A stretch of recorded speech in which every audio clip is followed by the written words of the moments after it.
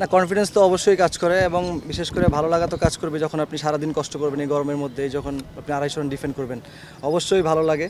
এবং আসলে প্ল্যানটা এরকমই ছিল যে মাঝখানে যদি আমরা বিজয়কে আউট করতে পারি অবশ্যই এই ম্যাচটা আমাদের জন্য জেতা সম্ভব, সেই যত রানই বাকি থাকুক, এবং শেষ পর্যন্ত সেটাই হয়েছে, এই জন্য আর একটু বেশি ভালো লাগতেছে।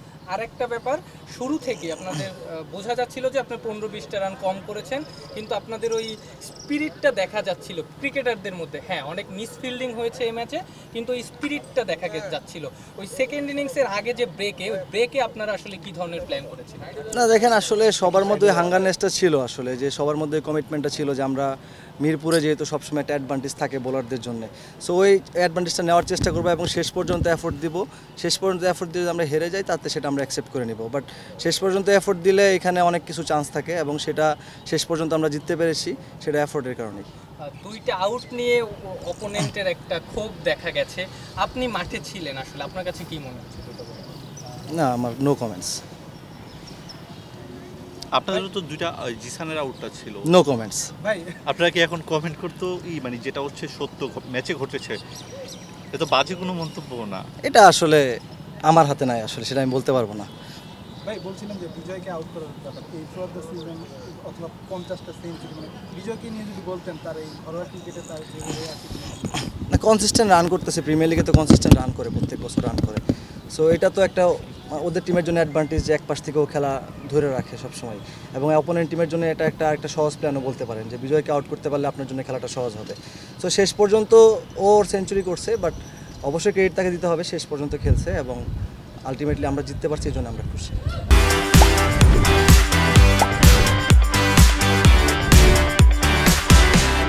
দুইজন প্লেয়ার আপনাদের এইবারে খুবই দারুণ ভূমিকা রেখেছে। Rakibul highest wicket taker, Parvez Emon প্রায় প্রতিদিনই তিনি রান করছেন।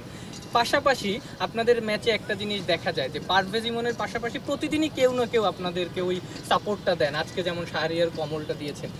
আপনাদের টিমের প্ল্যানটা আসলে এইসব ক্ষেত্রে কেমন থাকে?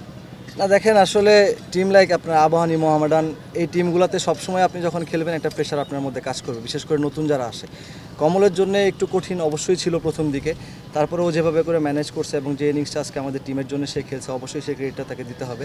এবং আমরা চাইবো যে বাকি যে ম্যাচগুলো আছে সেই ম্যাচগুলোতে সে একইভাবে খেলবে। এবং ইমনে ছন্দে থাকলে কেমন প্লেয়ার সেটা আমরা সবাই জানি, এবং রাকিবুল তো আনডাউটলি টপ বোলার। এবং আপনার পারফরমেন্সটাও বেশ ভালো হচ্ছে ব্যাটিংয়ে বোলিংয়ে। নিজেকে কিভাবে প্রিপেয়ার করেছিলেন সিজনের আগে? কোনো লক্ষ্য ছিল কিনা? আসলে দেখেন, আমি যে জায়গাতে ব্যাটিং করি সেই জায়গা থেকে আমি খুব ভালো করে জানি যে ওইখান থেকে হাইয়েস্ট রান টেকার হওয়া পসিবল না। তো আসলে ওই সময় টার্গেটটা থাকে যে টিমের জন্য কন্ট্রিবিউট করা, এবং বল হাতে যখনই আমি বোলিং করি আমি ইকোনমিটা মেনটেন করার চেষ্টা করি। তো সেই সাথে এবার ভালো লাক ফেভার করতেছে, উইকেট পাচ্ছি, তো এটা আরও ভালো লাগবে যদি চ্যাম্পিয়ন হতে পারি। সৈকত, সোফার আম্পায়ারিং নিয়ে কোনো আপনার নো কমেন্টস।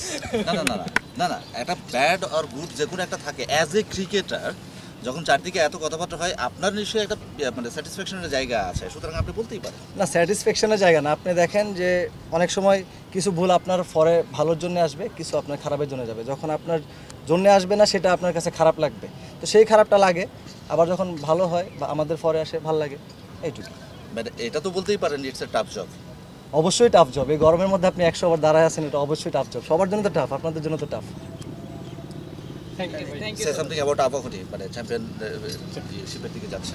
চ্যাম্পিয়নশিপের দিকে যাচ্ছি। আসলে সোফার আমাদের যে আলটিমেট টার্গেট সেটা অ্যাচিভ করতে পারলে তো খুবই ভালো লাগবে, এবং মানে সবাই তো এটাই আশা করে যে আবাহনী, মোহামেডানের মতো টিমগুলোতে যারা খেলে তারা চ্যাম্পিয়ন হতে চায়।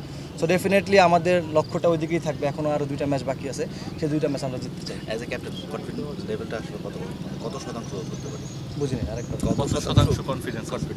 কনফিডেন্স তো দেখেন, আপনি যদি জিততে থাকেন আপনি তো অবশ্যই কনফিডেন্ট থাকবেন। জিততেছি, কনফিডেন্স আছে, ভালো লাগতেছে, সব কিছু ভালো চলতেছে, ইনশাল্লাহ দোয়া করবেন। জাস্ট একটা প্রশ্ন করি তাহলে, লিগ শুরুর আগে একদম ধরেন 2 মাস আগে আপনি যখন টিম বানিয়েছেন আবাহনীর, তখন কি চিন্তা করেছেন যে লিগ শুরুর 2 ম্যাচ বাকি থাকতে আপনি চ্যাম্পিয়ন রেস থাকবেন?